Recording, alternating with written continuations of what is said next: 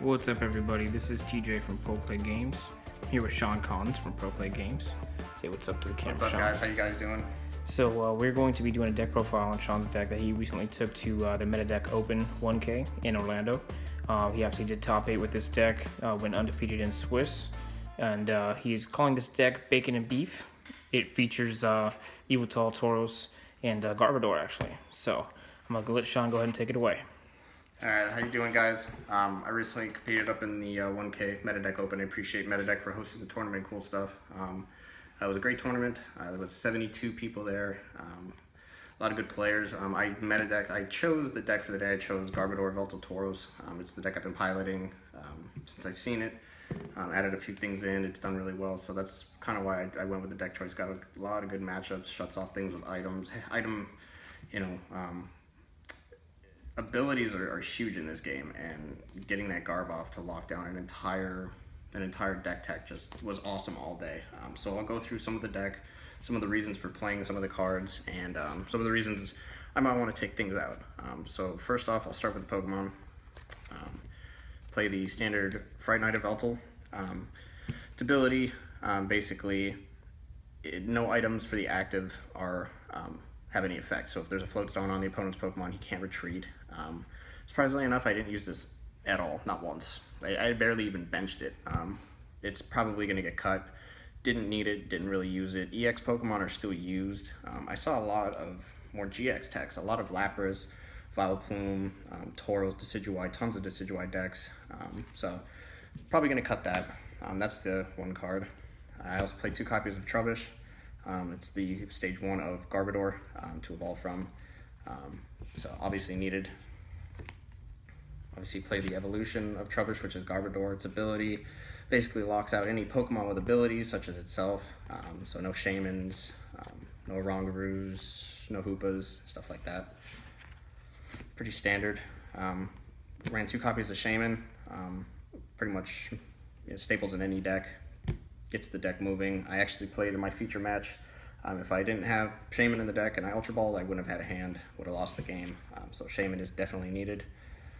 I played 2 copies of Tauros GX. There's no replacement for this card in this deck. It can return the Rage knockback, put out extra damage that it didn't have before. The Mad Bull GX, I used it all day. I even Shaymined, I Lysandered a Shaymin and used Mad Bull GX because I had 4 counters on it for the knockout. So all day it was useful. And I only chose to play 3 copies of Yveltal. Its main attack is Evil Ball. It does 20 more damage for each energy attached to the active and the opponent's Pokemon, plus 20 for the attack itself. I Wise Cyclone for 90, which moves an energy off, which is his second back, onto a bench Pokemon. I use that all day as well. The only thing I ran into in the top 8, someone got off their Jolteon, donked a couple of my Yveltals, so that game was a little tough. But all day I was able to retreat back and forth from the bull into the bird, tack damage on back and forth, and kind of snipe it at free will. So those were the Pokemon lines right here. We'll go to the trainer supporter line.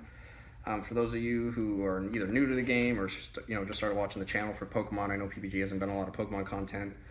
There is a card in the game called the trainer card. And there's a subdivision called the supporter. You can only use 1 supporter. So I have trainer supporters coming at you next. This one's called Ninja Boy. I played 1 copy of that. Basically, let's say you have an Yveltal with some damage on it. What this card allows you to do is swap out the basic Pokemon in the active with any basic Pokemon from your deck, and it puts all damage and conditions and energies back on the one that you switch. So what you'll do is you'll Ninja Boy off a bird who has, let's say, 60 damage, 100 damage, and you Ninja Boy into the Tauros with damage, and you're able to use its Mad Bull GX attack, which does 30 more damage for each damage counter on it.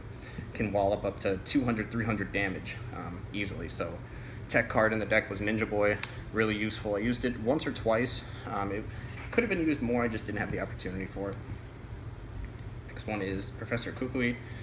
New card come out in Sun and Moon. Literally an amazing card. Can't tell you how many times I sniped cards with this all day. You use it, it pluses 2 to your hand, it lets any attack for the next turn do 20 damage. So if you're missing that 10-20 damage for the knockout, well, there it is. Played 3 copies of N. N is a staple that's been in the game for quite a while now. It makes both players reshuffle their hand back into their deck and draw according to prize card. So let's say you have one prize card left and your opponent ends you, you'll go down to 1 card. So did that a couple times to opponents today. They went down from 6 to 2 cards, hand locked them. Great card, staple. Also played 2 copies of Lysander, another staple in the meta. It's been around, I mean, for a little while now too. Lets you target any bench Pokemon and it drags it out to the active for the snipe, which I used all day.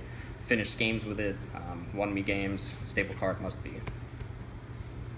I also played 4 copies of Professor Sycamore. Professor Sycamore is your draw engine.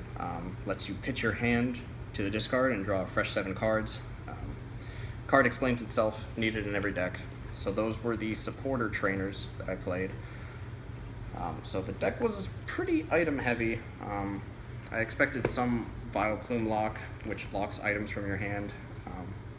But evidently you kind of need all these cards. So the item cards, I played 2 copies of Parallel City. Parallel City is a stadium card in Pokemon. It's kind of like a field card in Yu-Gi-Oh! If anyone knows that. Basically what it does, it has 2 sides. You decide what side you play it on. The blue side basically lets the person who sided on only have 3 bench Pokemon at a time. The red side reduces, I think, fire, water, and electric damage. I think grass damage too, grass if I remember. as well, yeah. Yeah, grass, fire, and water, no electric. So it reduces all those Pokemon types damage by 20. So it can be used against Volcanion, reduces his attack by 20. Any grass deck that's attacking reduces by 20, so really good card. Stadium War is a thing in Pokemon. Every deck usually plays a Stadium card. Played 1 copy of Super Rod. I actually wasn't playing with this before the tournament, and I put it in right before, and it came in clutch. It lets you put any combination of basic energies or a basic Pokemon back into the deck. A lot of the times I'd grab 2 energies, and either a Pokemon I needed that I dropped or it got knocked out. It's not only basic, it's any Pokemon. Oh, it's any Pokemon? Yeah. Oh, it is any Pokemon. It's not basic Pokemon, excuse me. Yeah, it's any combination of any Pokemon in basic energies. It has to be basic energies. I played 2 copies of Enhanced Hammer. I wasn't playing this as well. I teched it in for the weekend. I did use it quite often. Lets you target any special energy attached to any Pokemon, and it just drops it off of it. So, really good card. Stops the energy swarm. Makes plays longer for opponents to get out hard attacks. Played 2 copies of Trainer's Mail. I thought about playing more, maybe 1 more. It basically lets you search the top 4 cards of your deck and get any item or any trainer card to your hand, except itself. So, a couple games I didn't really have anything to run my hand. Play the Trainer's Mail. I searched the top 4. Ended up getting a Sycamore. Lets me drop my hand, draw 7. Played 3 copies of Floatstone. That's my retreat engine. Basically, in the game of Pokemon, retreat costs are on the Pokemon. They have a retreat cost. So, in order to get them from the active to the bench, you have to pay energies according to what it is. So for instance, I don't know if you can see, Yveltal has a 2-star energy retreat. So it has to have 2 energies that you have to discard from it to retreat it. So basically the effect of these, you can attach it to the Pokemon, its retreat becomes free.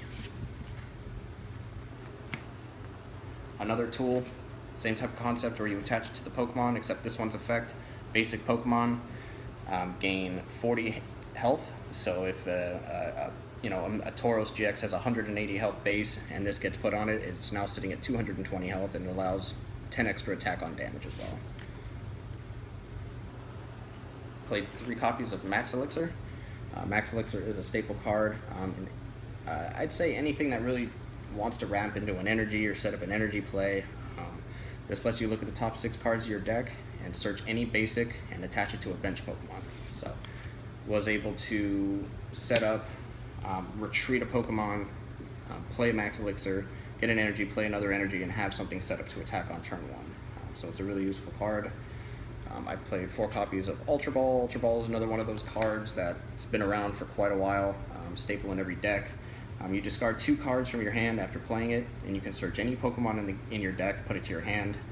So what you'll do is you'll try and drop your hand down a little bit, use an Ultra Ball, search for a Shaman. Shaman's abilities you get to draw until you have 6. Then you can use a supporter to keep drawing cards. So it's a good engine, searches you out things. I search Garbodor all day to lock abilities.